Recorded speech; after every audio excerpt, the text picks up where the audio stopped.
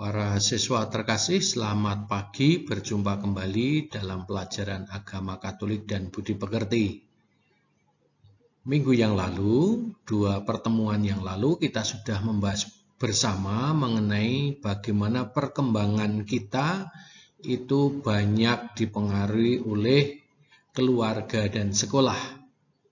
Nah, pada kesempatan ini kita mau melihat bersama bagaimana perkembangan diri kita, terutama perkembangan iman kita bagi Anda yang Katolik, itu dipengaruhi oleh gereja. Sedangkan bagi Anda yang tidak Katolik, juga bisa juga bagaimana iman Anda itu sedikit banyak tentu dipengaruhi oleh lingkungan keagamaan Anda. Bagi Anda yang Protestan, di lingkungan gereja Anda. Bagi Anda yang Muslim, mungkin bagaimana iman Anda itu juga dibantu perkembangannya oleh kelembagaan keagamaan Anda. Begitu juga yang Anda yang Hindu, Buddha, atau Konghucu. Bagaimana kita merefleksikan perkembangan iman kita dipengaruhi oleh lingkungan keagamaan kita. Di sini digambarkan sebagai lingkungan gereja, karena konteks pembelajaran kita adalah pelajaran agama Katolik dan Budi Pekerti. Ini yang akan kita dalami bersama pada kesempatan ini. Karena perkembangan iman kita itu dipengaruhi oleh kondisi yang ada di lingkungan sekitar kita, dalam keluarga, dalam sekolah, gereja, dan masyarakat, maka kompetensi dasar 5 masih membahas hal-hal yang berkaitan dengan itu. Maka kompetensi dasar yang kita dalami pada pembelajaran ini masih sama dengan kompetensi dasar yang kemarin, 2 pertemuan kita yang lalu. Namun demikian, pada akhir pembelajaran ini, paling tidak Anda dapat menyebutkan kegiatan gereja atau keagamaan yang dapat diikuti kaum remaja. Di sana menyebutkan kegiatan gerejani atau keagamaan yang dapat diikuti oleh kaum remaja. Anda masih tergolong dalam kaum remaja. Lalu kegiatan keagamaan apa yang dapat Anda ikuti? Anda dapat menyebutkan. Kalau Anda yang Katolik atau Protestan, kegiatan keagamaan di gereja Anda itu apa yang Anda ikuti? Kemudian bagi Anda yang tidak Katolik atau tidak Protestan, bisa juga menyebutkan kegiatan keagamaan yang Anda ikuti di lingkungan Anda. Kalau Anda yang Muslim mungkin di lingkungan masjid Anda dan sebagainya, yang Hindu, yang Buddha, dan Konghucu di lingkungan keagamaan Anda. Yang kedua, pada akhir pembelajaran Anda dapat menjelaskan manfaat yang diperoleh melalui keterlibatan dalam kegiatan pelayanan di lingkungan gereja atau di lingkungan keagamaan tadi. Manfaat apa yang Anda peroleh? Ya. Kemudian yang ketiga, menjelaskan peran gereja atau keagamaan bagi perkembangan diri Anda. Anda merasakan enggak bahwa perkembangan diri Anda itu dibantu oleh lingkungan tempat gereja Anda ketika Anda terlibat atau di lingkungan keagamaan Anda?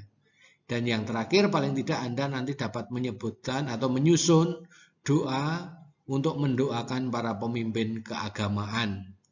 Anda yang Katolik, para pemimpin agama Katolik itu ada uskup, ada paus, ada para romo, ada kardinal, dan sebagainya. Itu. Para siswa, kalau kita bicara mengenai peran gereja bagi perkembanganku, paling tidak ada 2 hal yang akan kita pelajari. Yang pertama, gereja. Ya. Gereja itu apa? Gereja itu dalam pengertiannya ada 2. Yang pertama berupa gedung, ya, gedung tempat orang Katolik berdoa. Itu dinamakan gereja. Nah, biasanya yang disebut gereja itu adalah tempat orang Katolik berdoa dan di situ ada rumah untuk pastor. Namanya paroki atau pasturan. Nah, ini gereja.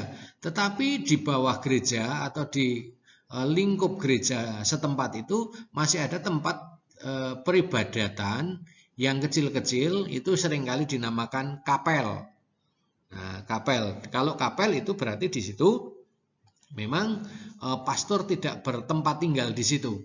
Tetapi biasanya kalau gereja atau gereja paroki itu di situ pastor tinggal. Nah, ini berkaitan dengan istilah gereja yang berarti gedung. Nah, biasanya di dalam teks-teks kalau gereja itu dimengerti sebagai gedung itu ditulis dengan huruf kecil bukan huruf kapital G-nya. Gerejanya itu G menggunakan bukan huruf kapital. Berbeda dengan pengertian yang kedua, gereja bisa dipahami sebagai persekutuan orang yang beriman kepada Allah melalui Yesus. Ini juga disebut gereja. Jadi orang-orang yang mengimani Allah melalui Yesus itu dinamakan gereja. Jadi gereja dalam pengertian bukan gedung, tetapi persekutuan, kelompoknya. Nah, biasanya di dalam teks-teks itu untuk membedakan antara gedung dengan persekutuan itu dibedakan dengan cara penulisan. Di dalam teks yang berarti persekutuan orang yang beriman kepada Allah melalui Yesus itu ditulis dengan G-nya, huruf G-nya itu menggunakan huruf kapital. Ini sekedar pemahaman saja berkaitan dengan gereja. Jadi kalau Anda mendengar istilah mengenai gereja, ada dua pengertian di dalam gereja Katolik. Yang pertama gedung, yang kedua persekutuan orang yang beriman kepada Yesus. Nah, bagaimana persekutuan orang beriman kepada Yesus itu dibentuk? Nah, ketika kita menyatakan diri untuk dibaptis, maka di sanalah kita masuk di dalam persekutuan itu. Masuk di dalam gereja, menjadi anggota gereja itu. Nah, ini pengertian mengenai gereja. Nah, berikutnya berkaitan dengan perkembanganku. Itu bagian yang kedua. Nah, gereja mengembangkanku. Ya, tadi ada dua hal ya. Gereja yang pertama itu artinya gedung atau berkaitan dengan gereja dalam pengertian ini. Yang kedua perkembanganku. Nah, gereja ada dua hal. Gereja berarti gedung dan gereja berarti persekutuan. Nah, sekarang perkembanganku. Apakah gereja itu mengembangkan kita? Mari kita lihat bersama. Nah, seorang dapat berkembang imannya melalui keterlibatan dalam pelayanan gereja. Ya, jadi kita bisa mengembangkan imannya itu kalau kita terlibat di dalam pelayanan gereja. Ada banyak pelayanan gereja. Ya, ada banyak pelayanan gereja. Misalnya, kalau Anda sebagai remaja, Anda bisa menjadi putra altar. Anda bisa menjadi pembaca ketika perayaan Ekaristi, namanya lektor. Anda bisa membacakan bacaan pertama dan kedua dalam misa. Kemudian Anda juga bisa menjadi pemazmur. Ya. Anda masuk di dalam lingkungan PIA atau PIR atau OMK. Nah, Anda juga bisa menjadi organis di gereja. Anda juga ikut terlibat di dalam kegiatan doa-doa lingkungan atau pendalaman iman, pendalaman APP, pendalaman Advent dan sebagainya. Ini adalah tempat yang memungkinkan kita bisa mengembangkan imannya. Nah, selain daripada itu, kalau kita memang mau mengembangkan iman kita menjadi lebih mendalam, tentu secara khusus kita belajar berkaitan dengan keagamaan. Nah, kalau di sekolah, yang sekolah formal misalnya, Anda bisa masuk ke Fakultas Teologi, Filsafat. Ya, tentu teologi filsafat Katolik yang dimaksud di sini. Atau di sekolah kateketik. Itu untuk mengembangkan diri pemahaman iman kita, mendalami iman kita menjadi lebih baik. Namun selain daripada itu, kalau itu tidak terjadi, kita juga bisa membaca buku-buku rohani. Kita bisa membaca Alkitab untuk memperdalam iman kita. Sekalipun juga di dalam menafsirkan Alkitab memang kadang-kadang tidak mudah yang kita bisa lalui hal ini. Nah, ini tempat atau bagaimana kita mengembangkan diri. Kalau lingkungan gereja itu mengembangkan diri, maka kita bisa terlibat aktif di dalam kehidupan menggereja. Nah, Iman seseorang juga bisa berkembang bila belajar meneladan dari tokoh-tokoh yang menunjukkan sikap komitmen iman yang baik. Jadi kita bisa juga belajar dari tokoh-tokoh yang memiliki komitmen dan komitmen akan iman yang baik. Nah, ini bisa kita pelajari cara hidup para tokoh itu, misalnya dari para santo atau santa. Nah, bagi kalian yang Katolik, biasanya kalau dibaptis lalu diberi tambahan nama santo atau santa. Dengan maksud apa? Kita meneladan cara hidup santo atau santa itu. Misalnya saya bernama Floribertus, itu Santo Floribertus. Bagaimana cara hidup Santo Floribertus? Itu menjadi teladan bagi hidup saya. Nah, itu karena pola hidup atau cara hidup dia, sehingga dia menjadi seorang santo, itu tentu dianggap sebagai orang yang baik atau orang yang suci. Nah, kita bisa belajar di situ. Kita juga bisa mendalami kehidupan para kudus yang lain. Pak, di mana kita bisa mendapatkan cerita kehidupan para santo santa? Gampang, ada bukunya. Ya, buku mengenai santo santa itu ada. Anda bisa pergi ke toko buku Gramedia atau di toko buku Puskat, atau mungkin Anda juga bisa browsing. Itu Anda akan menemukan cara tentang sejarah hidup santo atau santa. Nah, apalagi santo atau santa yang menjadi pelindung suatu kongregasi atau suatu kehidupan religius misalnya. Santo Carolus Borromeus itu menjadi pelindung para suster CB misalnya. Nah, di sana tentu akan banyak digali, akan banyak diwartakan bagaimana kehidupan Santo Carolus Borromeus itu, sehingga kita dengan mudah bisa menemukan cerita tentang Carolus Borromeus. Nah, apakah hanya Carolus Borromeus? Enggak. Di dalam tokoh gereja yang ada di Indonesia, dari Indonesia itu juga banyak. Antara lain misalnya I.J. Kasimo. Ya, I.J. Kasimo itu tokoh politik Indonesia, orang Katolik yang bagus sekali. Anda bisa temukan cerita tentang kehidupan dia. Kemudian Romo van Lith, seorang pastor Jesuit dari Belanda yang datang ke Indonesia mewartakan kabar gembira kerajaan Allah. Dengan mendirikan sekolah Van Lith, ya, sekolah sekarang namanya sekolah Van Lith, itu SMA Van Lith di Muntilan itu awalnya yang mendirikan adalah Romo Van Lith. Tapi bukan hanya itu, kalau Anda pergi ke Sendangsono, Gua Maria Sendangsono, di sana ada relief bagaimana orang-orang di sekitar itu, ada 170-an orang waktu itu dibaptis oleh Romo Van Lith. Nah, ini tokoh-tokoh iman. Ada juga yang bisa kita teladani, misalnya Monsinyur Sugio Pranoto. Ini adalah uskup pribumi atau uskup Indonesia pertama, ya, orang Indonesia pertama yang menjadi uskup. Namanya Romo Sugio, lalu menjadi Sugio Pranoto. Pernah ini dibuat filmnya. Anda pernah melihat film tentang Sugio? Nah, di sana Anda, kalau belum, mungkin Anda bisa browsing di internet. Lalu juga ada cerita mengenai kehidupan mengenai Suster Teresa dari Kalkuta. Suster Teresa dari Kalkuta ini tokoh yang luar biasa. Dia datang jauh-jauh, saya lupa, dari Eropa Timur kalau nggak keliru, itu dari Albania atau mana, datang ke India. Untuk apa? Untuk merawat anak-anak yang telantar, orang-orang miskin yang telantar, bahkan mungkin juga mati di pinggir jalan dan sebagainya. Tujuannya apa? Hanya mau merawat mereka. Tujuannya adalah ketika orang yang dirawat itu meninggal, dia meninggal secara layak sebagai manusia. Nah, ini karena sistem budaya yang ada di Kalkuta sana yang menjadikan banyak orang waktu itu mengalami penderitaan semacam itu, dianggap penderitaan oleh Suster Teresa. Nah, maka Suster Teresa datang ke sana lalu merawat itu. Nah, ini cara hidup yang semacam ini banyak kita temukan, membantu kita untuk mengembangkan iman kita. Nah, ini peran gereja dalam kehidupan kita.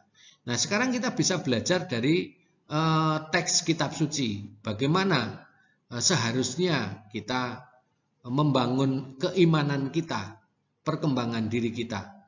Nah, tetapi selain ke sana, kalau Anda menjadi putra altar, lektor, pemazmur, atau per, OMK, dan sebagainya dalam lingkungan kegerejaan ini sebenarnya tidak hanya mengembangkan iman kita saja, tetapi juga mengembangkan kemampuan-kemampuan kita yang lain, kemampuan organisasi, kemampuan memahami kondisi orang lain, teman kita yang bermacam-macam, ya.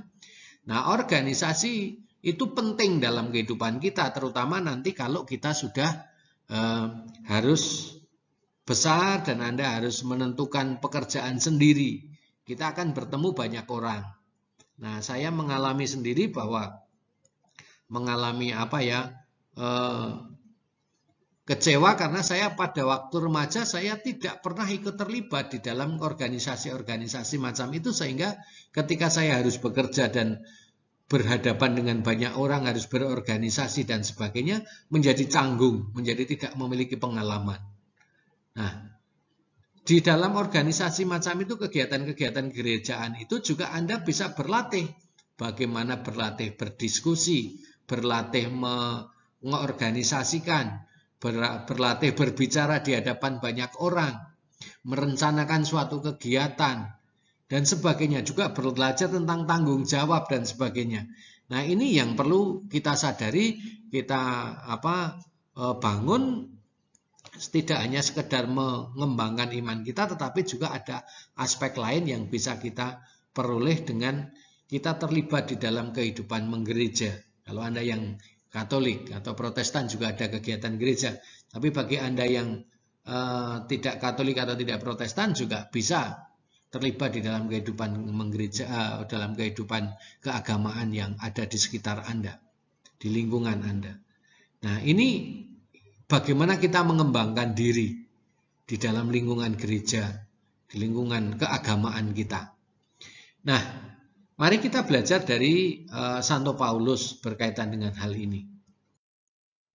Nah, Santo Paulus dalam suratnya kepada jemaat di Roma, bab 10 ayat 14 sampai dengan 15 mengatakan, bagaimana mereka dapat berseru kepadanya jika mereka tidak percaya kepada Dia?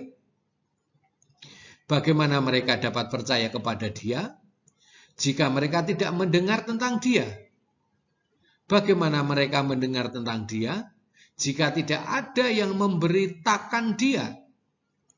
Dan bagaimana mereka dapat memberitakannya jika mereka tidak diutus? Seperti ada tertulis, betapa indahnya kedatangan mereka yang membawa kabar baik. Nah, ini Santo Paulus menyampaikan hal ini kepada jemaat di Roma. Ya. Apa maksudnya? Di sana dikatakan, bagaimana mereka dapat berseru kepadanya jika mereka tidak percaya.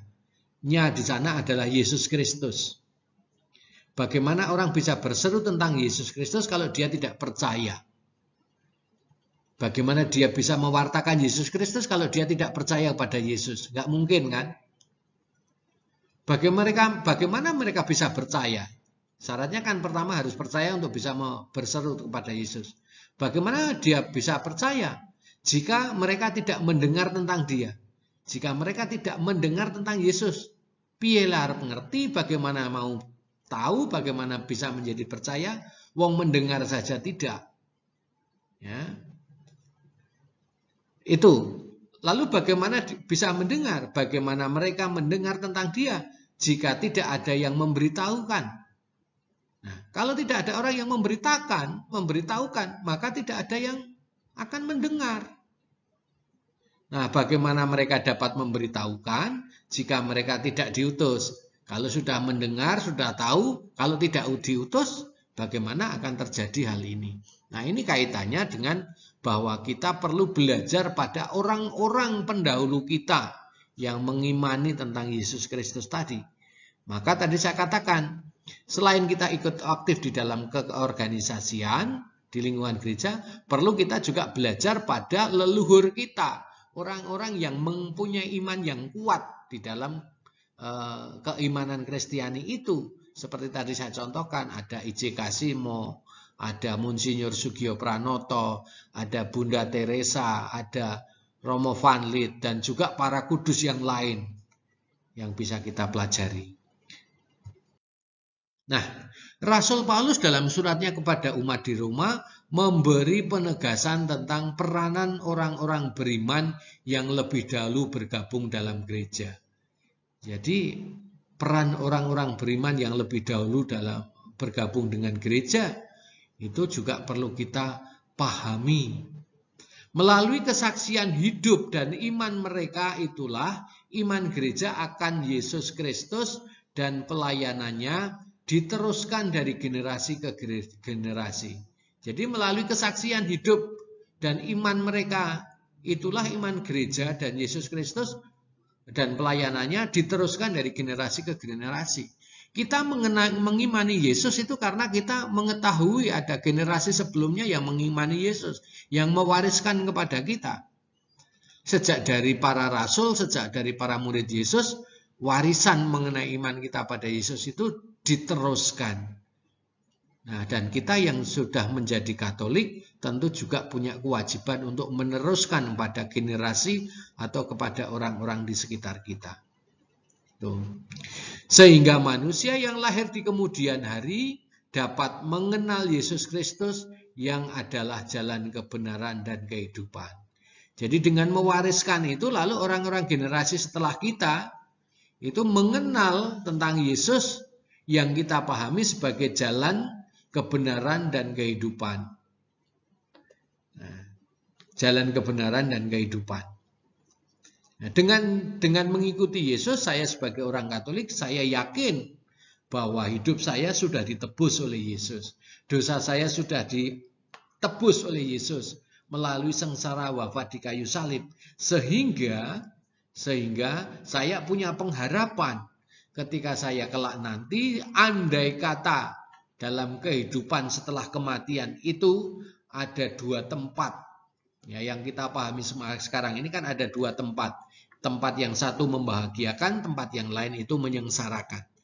Nah, saya yakin setelah kematian saya akan dibawa oleh Yesus Kristus dan tinggal bersama Yesus karena Yesus sudah menyerahkan hidupnya untuk menderita sengsara wafat di kayu salib. Ya, itu untuk menebus dosa saya dan saya mengimani Yesus Kristus. Itu keyakinan saya. Ya, keyakinan saya. Maka warisan ini, iman ini juga saya teruskan pada generasi saya, kepada anak saya juga saya wariskan. Saya membangun kepercayaan. Nah, jadi membangunkan kepercayaan kepada anak saya, maksud saya. Nah, itu. Nah, tadi selain kita dalam kehidupan menggereja, ikut terlibat aktif dalam kehidupan menggereja, lalu mengenal orang-orang pendahulu kita untuk membangun iman kita, juga kita terlibat dalam perayaan-perayaan liturgis kegerejaan. Rajin mengikuti perayaan Ekaristi, rajin menerima sakramen-sakramen, sakramen penguatan. Anda ada yang belum dapat sakramen penguatan? Nah, kemudian sakramen tobat dan sebagainya. Nah, atas jasanya itu kita tidak dapat melupakan begitu saja. Jasa siapa? Jasa pendahulu kita maksudnya. Kita dapat mendoakan mereka, tetapi terutama kita dapat meneladan hidup mereka adalah kehidupan dalam kehidupan kita sehari-hari. Jadi selain kita mengenang jasa mereka, kita mendoakan jasa mereka, tetapi terlebih bahwa kita bisa mengenal hal-hal baik dari para pendahulu kita untuk kehidupan kita setiap hari. Nah, maka dari gereja kita memperoleh yang pertama, sabda Allah yang mencakup hukum-hukum Kristus. Kemudian dari gereja juga kita memperoleh sakramen dan teladan kekudusan. Ini gereja yang mengembangkan hidup kita, mengembangkan iman kita. Paling tidak secara ringkas saya katakan bahwa dari gereja kita memperoleh sabda Allah yang mencakup hukum-hukum Kristus. Dari gereja kita memperoleh rahmat sakramen. Sakramen itu tanda dan sarana Allah menyelamatkan kita. Dan yang berikutnya adalah tanda kekudusan. Ini para siswa yang kita pelajari pada hari ini, tetapi untuk merangkum semua yang sudah kita pelajari, saya sampaikan tadi, baik kalau kita lanjutkan dengan melihat film berikut. Para siswa, film ini selain Anda bisa lihat pada PPT saya, tetapi Anda juga bisa melihat pada link YouTube yang saya sampaikan. Nah, film ini bercerita tentang bagaimana seseorang imannya berkembang di dalam lingkungan gereja. Nah, gereja yang di sana memang menjadi sangat luas ya, karena dalam persekutuan orang-orang yang beriman tadi. Bagaimana seorang imannya bisa berkembang, keyakinannya bisa berkembang karena dipengaruhi oleh orang lain. Silahkan Anda simak film ini.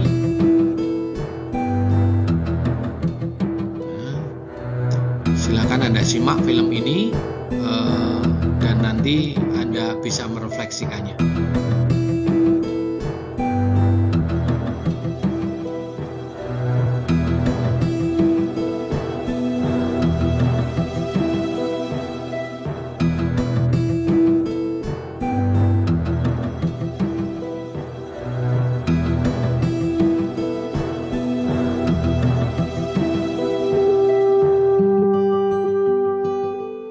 Aku belajar dari setiap langkah pesiaraanku,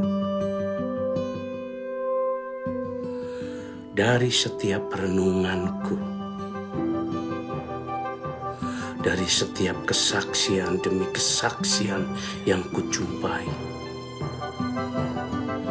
Semakin jadi teguhkah kesetiaan imanku.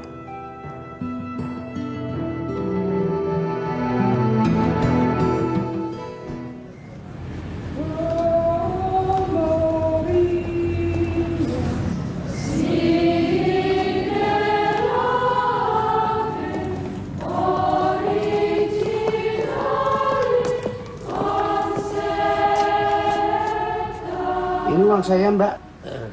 Ya, makasih ya.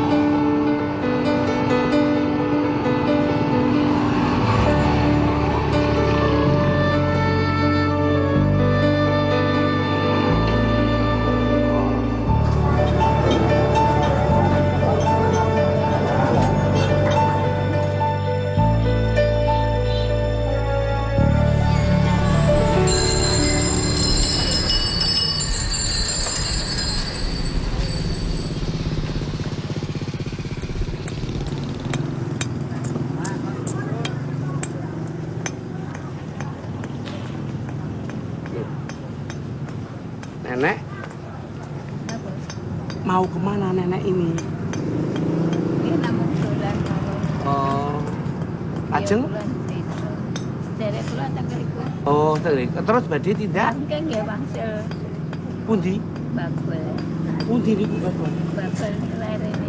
Oh, badhe mboten tepi to. Mboten napa-napa ta? Pak, Oh, Pak. Kenapa nenek ini? ya suster, sebetulnya saya nggak apa-apa ya. Cuman kelihatannya kan. Oh iya, bagaimana kalau dibawa ke panti jompo, Pak? Di sini ada panti untuk orang jompo. Di mana? Dekat sini. Nggak jauh toh? Tidak. Iya boleh kalau gitu.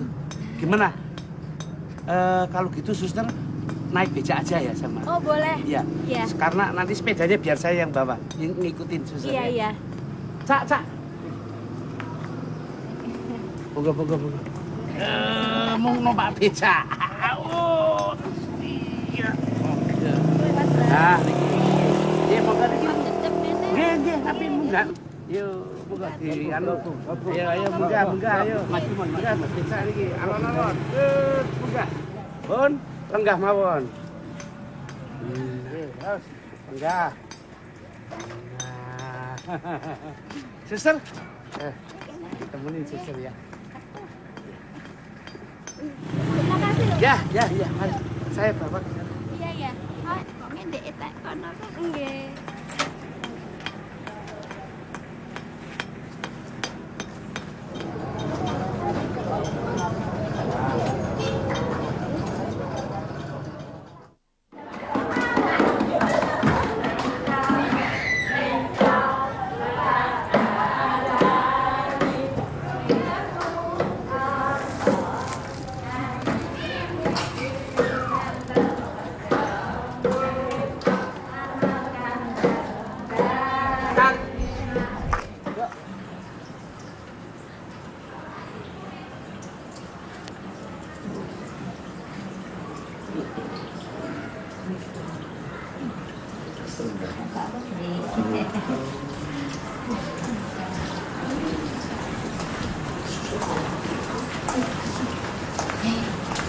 Suster Clara. Selamat sore, Bu ya, Selamat Sinta. sore. Selamat sore, Selamat sore, Bapak. Begini, Suster. Kami tadi menemukan nenek ini di pinggir jalan. Apakah ada tempat nenek tinggal, Suster? Oh gitu. Saya cek dulu ya. Oh, Mungkin iya. masih ya. Tapi apakah nenek ini tidak ada keluarganya yang bisa dihubungi? Maaf, suster. Kenapa mesti tanya dulu? Ya harus Pak. Karena panti werda ini memang diperuntukkan bagi mereka yang benar-benar terlantar. Mereka yang tidak mempunyai apa-apa dan mereka yang tidak mempunyai siapa-siapa. Itulah yang kami utamakan. Terima kasih, saya paham, suster. Baik Pak. Baiklah, Suster. Tadi saya sudah dapat data dari nenek ini. Boleh saya pinjam teleponnya? Oh boleh. Mari.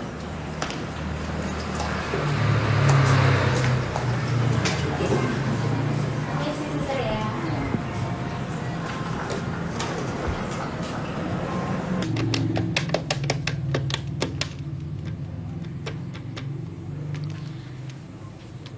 Halo, selamat sore. Benar ini keluarga Ibu Herlim? Iya, begini Bu. Tadi saya menemukan seorang nenek di pinggir jalan. Apa? Ibu tidak mengenalnya? Tapi nomor telepon ini saya langsung dapatkan dari beliau, Bu. Halo? Halo, Ibu Herlim? Halo? Diputus, Suster. Coba sekali lagi.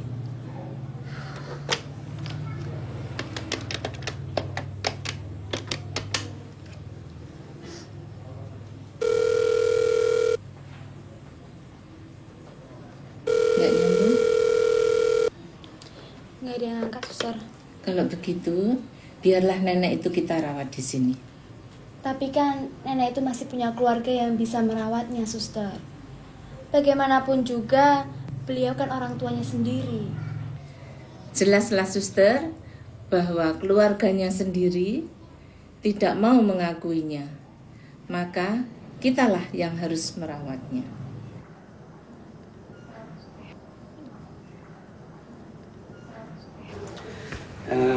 Saya perhatikan besar sekali perhatian suster pada nenek itu. Padahal kan suster baru saja ketemu sekali dengan dia. Entahlah, Pak. Saya hanya heran. Kok ada ya keluarga yang dengan tega mengabaikan orang tuanya sendiri? Apa mereka lupa siapa yang membesarkan mereka? Siapa yang melahirkan mereka? Merawat dan mendidik mereka sampai mereka berhasil. Coba lihat. Mereka seperti tidak punya siapa-siapa lagi di sausianya. Ya itulah, maka kita harus bersyukur karena ada orang seperti suster dan suster-suster putri kasih yang lain. Coba kalau tidak ada mereka, siapa yang akan merawat dan memperhatikan mereka? Ya. Itulah, Pak, yang kadang-kadang menimbulkan konflik dalam batin saya. Saya jadi ingat ibu.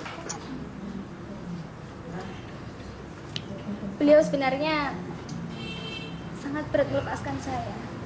Sewaktu saya ingin menjadi pelayan Tuhan di Serikat Putri Kasih ini. Betulkah pilihan saya untuk melayani Tuhan? Kalau menurut pengalaman saya, untuk bisa menjawab panggilan Tuhan itu memang kadang-kadang menimbulkan konflik di dalam diri kita.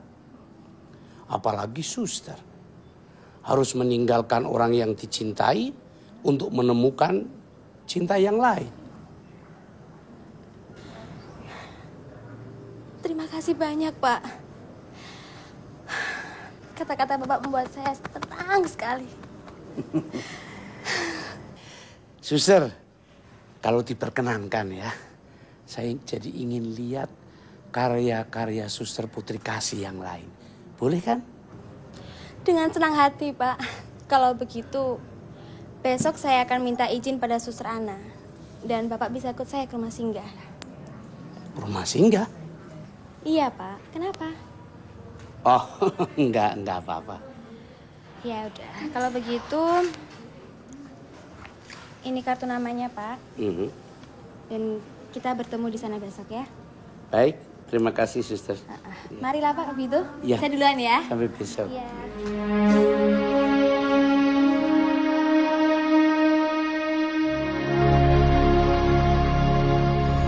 Aku betul-betul terkesan dengan kata-kata Bapak tadi.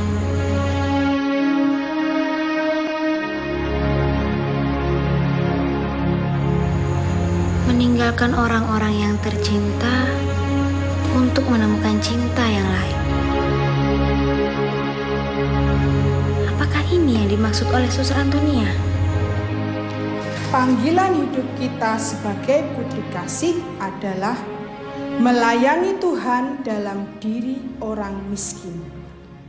Kita melayani mereka dengan semangat, kesederhanaan, kerendahan hati, dan cinta kasih. Kekuatan pelayanan ini kita dapatkan melalui kontemplasi. Namun demikian, jika saat kita bermeditasi dan ada kebutuhan sesama yang mendesak dan menuntut kita untuk melayani, kita harus berani meninggalkan Tuhan yang kita jumpai dalam doa kita untuk bertemu Tuhan dalam diri orang miskin yang kita layani. Para pendiri kita, Santo Vincentius dan Santa Luisa, menyatakan ungkapan ini yang menjiwai para pengikutnya, yaitu meninggalkan Tuhan untuk Tuhan.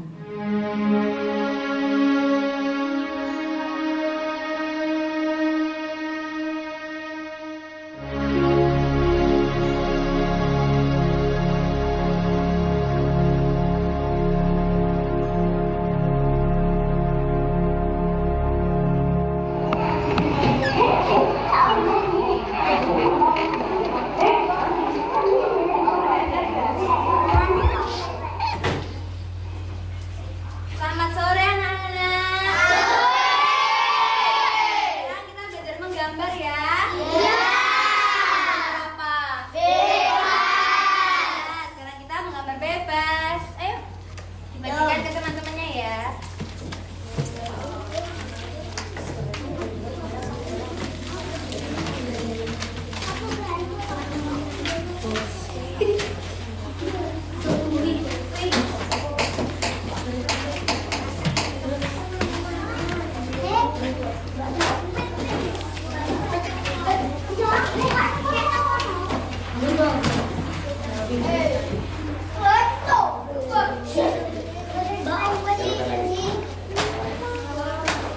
Suster, saya kagum melihat cara suster melayani dan menemani mereka.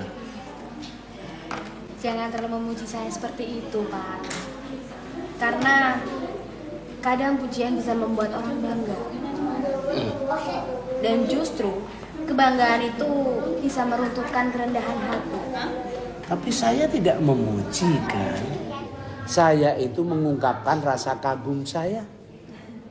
Ya, terima kasih kalau begitu, Pak. Tapi yang jelas, mereka ini adalah anak-anak yang terlantar dan tak punya tempat untuk belajar. Ya, itulah tugas kami sebagai putri kasih di sini. Kami harus dengan setia melayani dan menemani mereka, agar mereka tidak menjadi anak-anak yang liar di luar sana. Sebentar, suster. Apakah ada konflik di hati suster ketika melayani mereka? Bapak ini seolah tahu yang bergolak dalam hatiku. Oh, maaf suster kalau pertanyaan saya mengganggu pikiran suster. Tidak, Pak, tidak apa-apa. Hanya saja pertanyaan Bapak tadi membuat saya teringat pada Virto. Dia adik bungsu saya. Ya, kadang-kadang memang sering terjadi konflik dalam batin saya. Setiap kali saya berada di tengah anak-anak ini.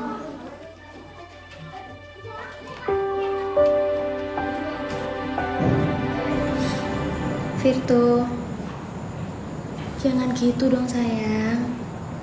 Tolong dong ngertiin Mbak. Mbak tetap sayang kok sama Virto. Kalau Mbak sayang, kenapa Mbak ninggalin Virto? Mbak nggak pernah ninggalin Virto. Mbak cuma mau mengikuti Tuhan Yesus, Virto. Berarti Mbak nggak tinggal rumah ini kan? Berarti Mbak ninggalin Virto. Bukan begitu, Virto. Virto nggak setuju, Mbak nggak boleh jadi suster.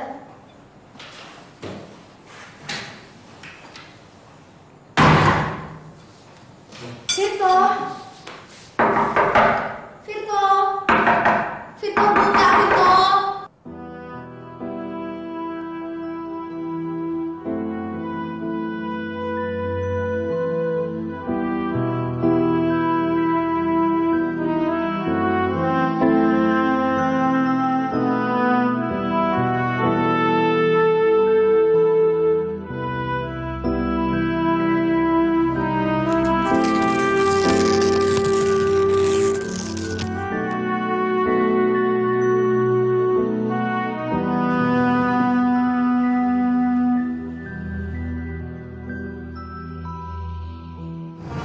Apakah sampai sekarang itu Virto tidak mendukung suster? Iya, Pak. Sampai sekarang. Dan itulah konflik dalam diri saya. Terus terang, kadang sering muncul keraguan dalam diri saya. Setiap terbayang wajah Virto, perih hati saya, Pak. Ya. Saya bisa memahami apa yang dirasakan suster. Tapi percayalah suster, bahwa satu saat nanti Virto akan bisa mengerti. Saya mohon doanya saja ya, Pak. Dan saya sendiri akan berjuang untuk melawan keraguan-keraguan dalam diri saya. Dan juga doakan Virto ya, Pak ya. Agar dia tidak terlalu membenci dan memusuhi saya. Ya, saya akan berdoa khusus untuk suster, juga untuk Virto dan keluarga suster. Tapi yang terpenting suster harus percaya ya dengan kata-kata yang berbunyi meninggalkan yang tercinta untuk menjumpai yang maha cinta. Iya, itu Pak. Itulah seperti prinsip di serikat kami, Pak. Meninggalkan Tuhan untuk menemukan Tuhan dalam diri orang miskin dan menderita. Oh, saya percaya suster pasti akan menemukan kebahagiaan dalam menjawab panggilan itu. Dan saya juga berharap semoga saja karya-karya suster Putri Kasih akan terus berkembang dan mengangkat mereka yang terlantar agar tidak terpinggirkan dan tersisihkan. Amin. Terima kasih Pak doanya. Iya, terima kasih.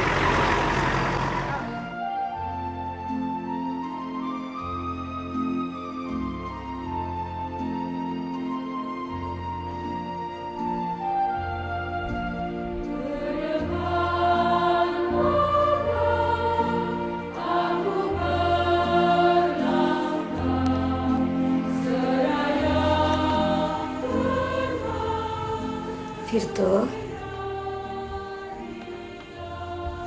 kita dapat undangan dari suster-suster Putri Kasih. Kakakmu akan mengucapkan kaul atau janji.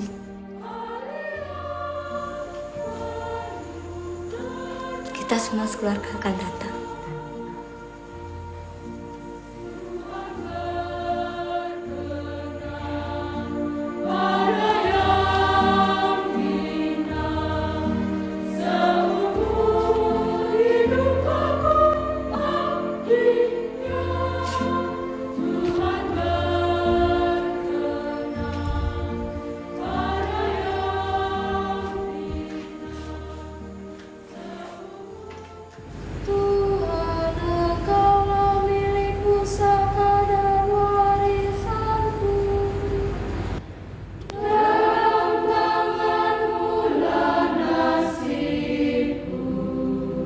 Tuhan, sebagai jawaban atas panggilan-Mu yang mengajak saya mengikuti Kristus dan menjadi saksi kasih-Nya terhadap orang-orang miskin.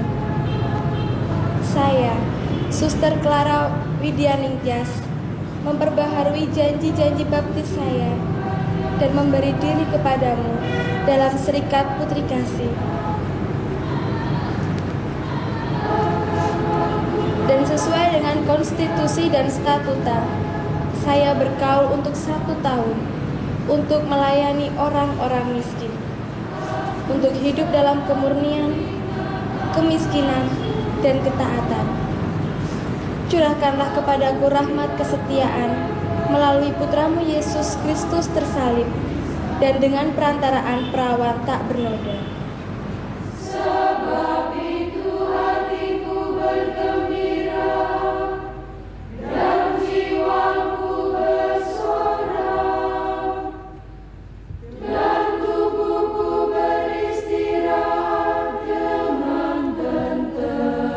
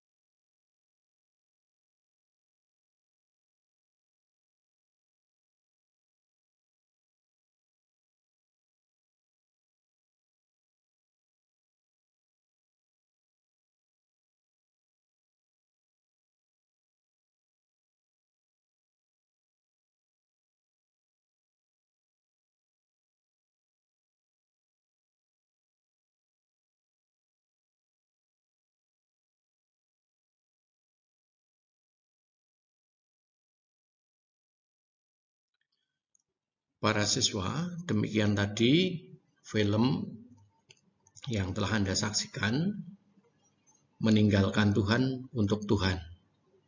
Nah, setelah Anda menyaksikan film tadi, coba Anda bermenung sebentar, kemudian